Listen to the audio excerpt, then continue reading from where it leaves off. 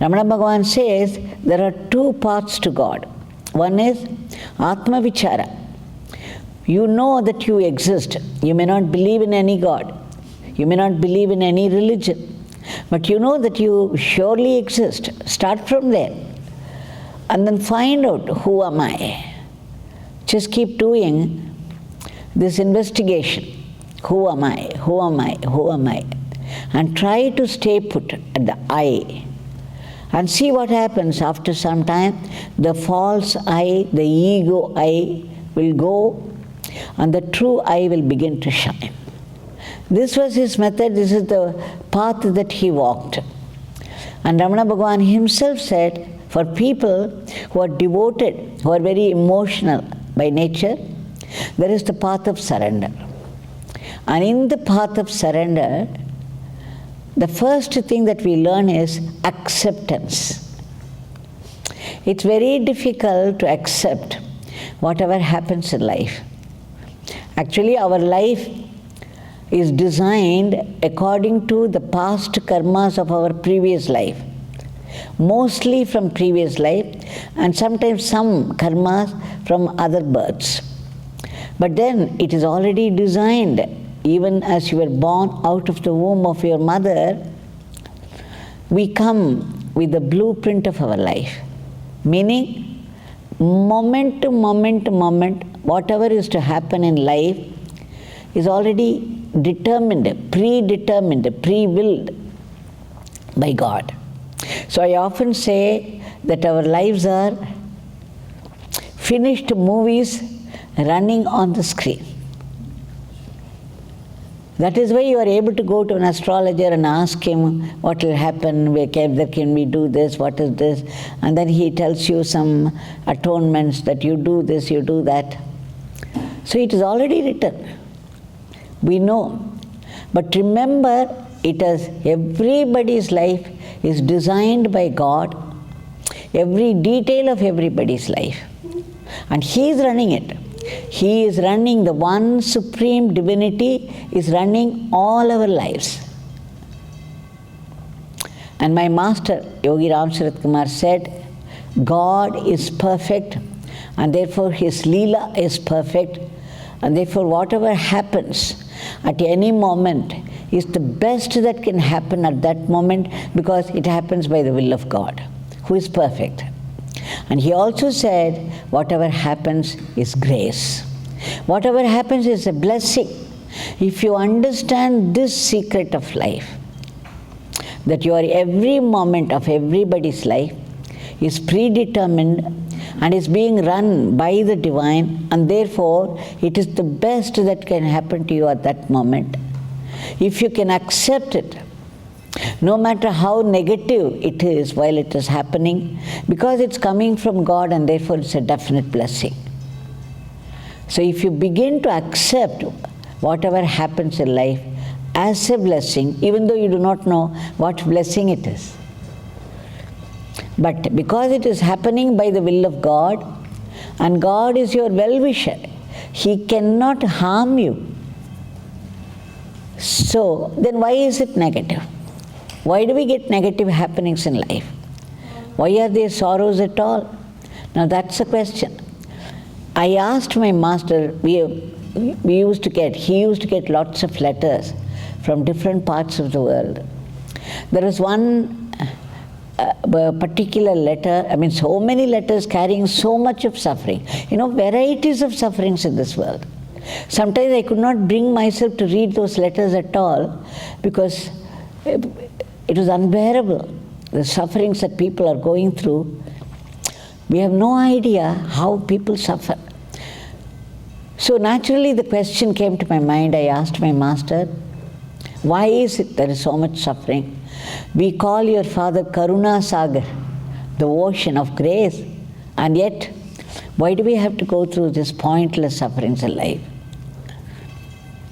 He did not say anything immediately, but he looked at, it was a veranda of a house called Sudama, where he lived. He was seated there and he was doing his spiritual ministry. As soon as I raised this question, he just looked there in a certain direction. And there was a gunny bag. A gunny bag is, what do you call it? I think burlap bag or sack bag was there, which contained the rice once upon a time, but we were using it as a footrest. He said, Devaki, something is written there, just find out what it is. It was written in Tamil, which was not so familiar with, but he knew that something was written there, it was in Tamil, and he asked me to read out. It reads like this: this bag contains number 1 strong rice, cleansed of broken bits, bronze and stones. He said, Devaki, that is the answer. Here I raised a question, why should there be so much suffering in the world when the divine is an ocean of grace? He asked me to read out this, and he said, that is the answer. He never taught me anything directly, but he would demonstrate, create a situation, a leela. It will be very, very simple leela, but it had something profound to teach. Now I was thinking, and then in a flash it came, every suffering cleanses us. Cleanses, just as the rice had to be cleansed of broken bits, bronze and stones. Every suffering is supposed to cleanse us. Cleanses of what? And all the unwanted stuff in us. And what is this unwanted stuff? We all have a whole spectrum of emotions, starting from fear, anger, hatred, sorrow, vengeance, anger. So all these are dirt of the mind. We have no control over these emotions at all. And once a fear takes over, it becomes sometimes a killer fear. So many people come to the ashram there, especially youths. They say, Amma, there is fear in me. Okay, what do you fear? I don't know, Amma. But this fear comes. Who do you fear? I don't know, Amma. But the fear is there. Everything.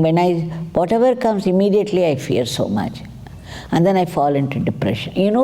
The depression is a disease which has taken over. So many youths of the world are suffering from this depression. There is so much counseling that's going on everywhere.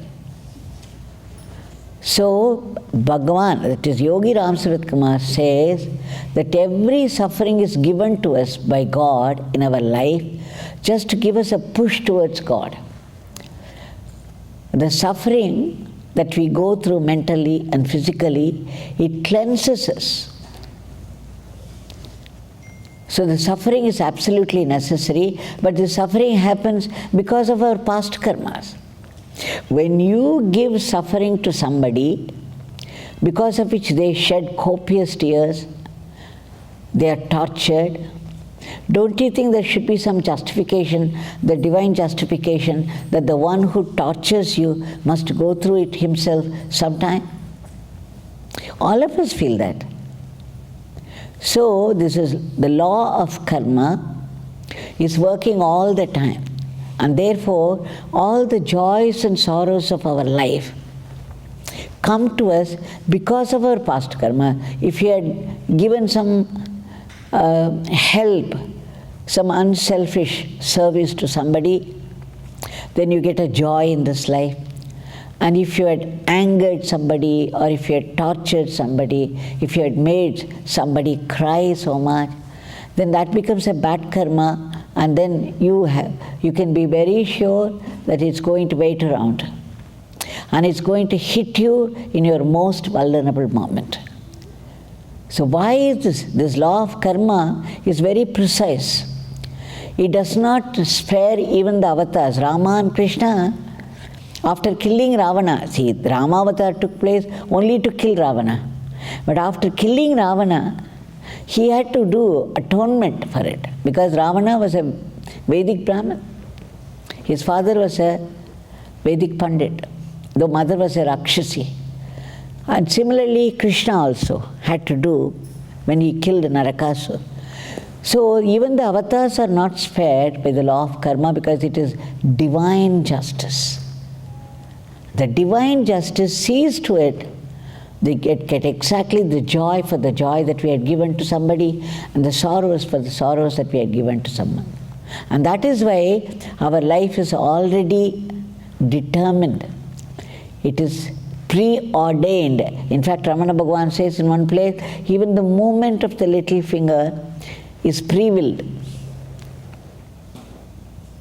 And there is no way we can change it, except when you seek the help from God. We are utterly helpless.